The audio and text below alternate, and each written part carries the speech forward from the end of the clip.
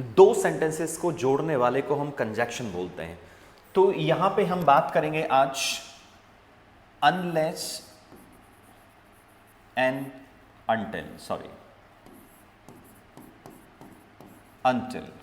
देखिए unless use किया जाता है कंडीशन के लिए, कंडीशन ये एक कंजक्शन होता है। अनटिल यूज किया जाता है टाइम के लिए, जहां पे आप टाइम की बात करेंगे वहां पे अनटिल का इस्तेमाल करेंगे। और अनटिल को हम दो तरह से यूज कर सकते हैं, एज अ प्रेपोजिशन भी और एज अ कंजक्शन। इसको दोनों तरह से यूज किया जाता है अनटिल को, एज अ प्रेपोजिशन और एज अ कंजक्शन। अब सबसे पहले हम अनलेस देखते हैं। अब जैसे अगर मैं ये कहूं कि जब तक आप घर पे प्रैक्टिस नहीं करते हो आप इंग्लिश नहीं सीख सकते, तो यहां पे कंडीशन रखी गई है कि जब तक आप घर पे प्रैक्टिस नहीं करते हो, तो यहां पे सेंटेंस बनेगा unless you do practice at home, comma आप इंग्लिश नहीं सीख सकते तो you can't learn English. You can't learn English, आप इंग्लिश नहीं सीख सकते। तो अनलेस को हमने एज अ कंजक्शन यूज किया है। अब यहां पे देखिए जो अनलेस से पार्ट स्टार्ट होता है, अनलेस के जस्ट बाद वाला जो पार्ट होता है वह उसको हम नेगेटिव में नहीं बनाते हैं, वहां नॉट का इस्तेमाल नहीं करेंगे। जब तक वह मेरे पैसे रिटर्न नहीं कर देता मैं उसे माफ नहीं कर सकता हूं।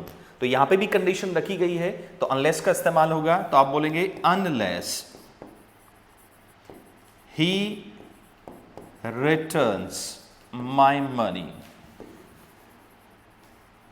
I can't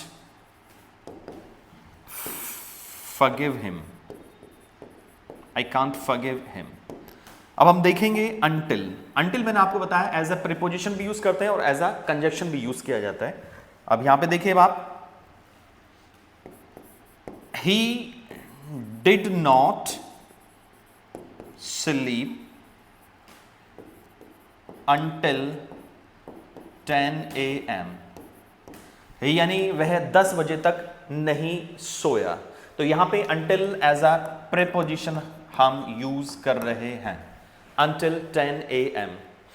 नेक्स्ट हम एग्जाम्पल लेते हैं, he did not sleep until I came, यानी जब तक मैं नहीं आया तब तक वह नहीं सोया। तो यहां पे हम यूज कर रहे हैं एज अ कंजक्शन।